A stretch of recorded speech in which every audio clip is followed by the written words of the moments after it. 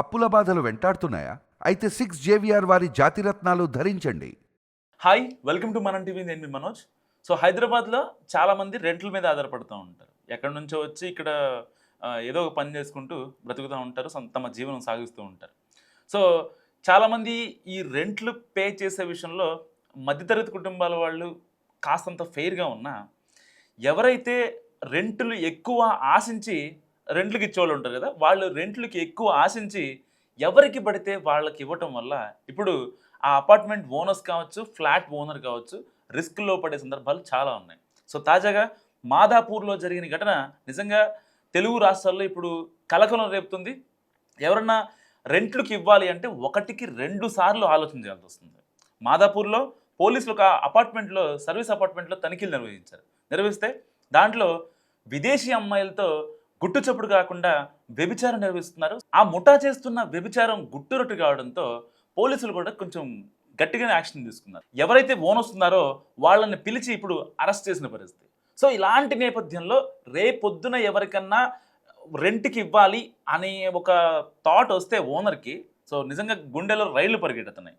నిజంగా పరిగెట్టాలి కూడా. ఎందుకు ఆ మాట అంటున్నానంటే కూడా చెప్తాను. సో ఇప్పుడు మాదాపూర్ కావచ్చు, నాట్ ఓన్లీ మాదాపూర్, చాలా ఏరియాల్లో రెంట్లు అనేవి చాలా కీలకం. సో ఒక ఫ్లాటు 1 BHK 15,000 చెప్పారనుకోండి, ఇంకెవరో వచ్చి మేము 18,000 ఇస్తాం, 20,000 ఇస్తామంటే ఓనర్స్ ఏం చేస్తారు? కాస్త కూస్త ఆ డబ్బులు కాసిపడి వాళ్ళకి ఎక్కువ ఎవరైతే పే చేస్తున్నారో వాళ్ళకే ఇచ్చేస్తారు. సో ఎక్కువ పే చేస్తున్నారు కదా అనే నెపంతో వాళ్ళకి కండిషన్లు కానీ ఏం పెట్టరు. అద్దె చట్టం ప్రకారం రెంటల్ అగ్రిమెంట్లు ఇవన్నీ ఏమి ఇవ్వకుండా ఏం చెయ్యాలో ఏం చేయకూడదో, ఎలాంటి ఇల్లీగల్ యాక్టివిటీస్ చేయొద్దు అని చెప్పాల్సిన ఓనర్లే వాళ్ళు డబ్బులు ఇస్తున్నారని చెప్పి కనీసం మాట్లాడలేని పరిస్థితి అనమాట. సో ఇప్పుడు ఓనర్ల కొంప ముంచుతోంది. తాజాగా మాదాపూర్లో ఒక ఫ్లాట్ ఓనర్ ఇప్పుడు మాదాపూర్ పిఎస్లో కటకటాలు లెక్క పెడుతున్నాడు. సో ఇది చాలామంది ఓనర్లకి ఒక గుణపాఠం అని చెప్పుకోవచ్చు. సో ఏదో డబ్బులు ఇస్తున్నారు, కేవలం డబ్బుల కోసం ఆశపడి ఇలాంటి ఇల్లీగల్ యాక్టివిటీస్ని ప్రోత్సహిస్తున్నారంటూ కూడా పోలీసులు రివర్స్ అటాక్ చేసిన పరిస్థితి. సో ఒక్కసారి గుర్తుపెట్టుకోండి, ఏదైతే మీ యొక్క ఫ్లాట్ ఉందో అది దానికి ఎంతో మీరు డబ్బులు ఖర్చు పెట్టేది ఆ ఫ్లాట్ని కట్టుంటారు. సో మీ యొక్క బిజినెస్ కోసం ఒక పార్ట్ టైం బిజినెస్ లాగా ఉంటుంది. లైఫ్ లాంగ్ మీకు దాని నుంచి మనీ వస్తాయి అనే ఒక ఉద్దేశంతో మీరు ఇలాంటి బిజినెస్లు కానీ, లేకపోతే 2 BHK ఉంటే పైన మీరు ఇల్లు కట్టేసుకొని కింద రెంట్లకి ఇచ్చుకోవడం కానీ, సో ఇలాంటి హైదరాబాద్లో క్వైట్ కామన్. కానీ ఒక్కసారి గుర్తుపెట్టుకోండి, ఇలాంటి వాళ్ళు వచ్చి మీ ఫ్లాట్లో ఇల్లీగల్ యాక్టివిటీసో, లేకపోతే డ్రగ్సో, లేకపోతే వచ్చిన అబ్బాయిని బెదిరించడమో, ఇలాంటి చనిపోవడమో సంథింగ్ ఏదన్నా ఒక్కటి జరిగినా సరే మీరు లైఫ్ లాంగ్ ఊసలు లెక్క పెట్టాల్సి ఉంటుంది. సో జాగ్రత్తగా ఉండండి. మీరు రెంట్కి ఇస్తున్నారు అంటే వచ్చే వాళ్ళు ఎలాంటి వాళ్ళు, వాళ్ళ బ్యాక్గ్రౌండ్ ఏంటి, వాళ్ళ ఆధార్ కార్డులు, వాళ్ళు ఏం పని చేస్తారు, ఫ్యామిలీ ఉందా లేదా, బ్యాచిలర్సా. సో ఈ గతంలో మనకు బ్యాచిలర్స్ అంటే నాకు ఒక మాట గుర్తొచ్చింది. గతంలో బ్యాచిలర్స్ అంటే ఇల్లు ఇచ్చేవాళ్ళు కదా చాలామంది, అసలు జంకేవాళ్ళు అనమాట.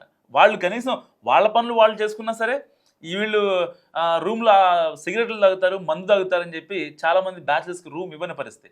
సో ఆ స్టేజ్ నుంచి 10 సంవత్సరాల తర్వాత హైదరాబాద్ చాలా మారిపోయింది. సో డబ్బులు ఇస్తే ఒక 5-6 వేలు డబ్బులు ఎక్స్ట్రా పడేస్తే ఫ్లాట్ దొరుకుతుంది, ఇబ్బంది ఏం లేదు, నో కండిషన్స్ అనే ఒక మైండ్ సెట్ ఇప్పుడు చాలామందిలో వచ్చింది. సో ఇప్పుడు అదే కేటుగాళ్ళు ఎవరైతే ఉంటారో, ఇల్లీగల్ యాక్టివిటీస్ చేసేవాళ్ళు ఉంటారో వాళ్ళ పనులు వరంగా మారిందని చెప్పుకోవచ్చు. కేవలం డబ్బులు ఎక్కువ ఇవ్వడం వల్ల మనం ఎలాంటి పనులు చేసుకోవచ్చు, సో లక్షలు సంపాదించవచ్చు అనే కేటుగాళ్ళ ఉద్దేశం ఏదైతే ఉందో దానికి మరింత ఊతం లభించింది. సో చాలామంది ఇప్పుడు ఇలాంటి యాక్టివిటీస్ చేస్తున్నారు. ఒక్కసారి చెక్ చేసుకోండి, మీ ఇంట్లో ఉండేవాళ్ళు సేఫా కాదా, మీరు రెంట్కి ఇచ్చిన వాళ్ళు ఇలాంటి పనులు ఏమన్నా ఇల్లీగల్ యాక్టివిటీస్ చేస్తున్నారా అనేది కూడా మీరు క్రాస్ చెక్ చేసుకోవాల్సిన పరిస్థితి. సో ఈ వీడియో గురించి మీరేమనుకుంటున్నారో కామెంట్ రూపంలో చెప్పండి.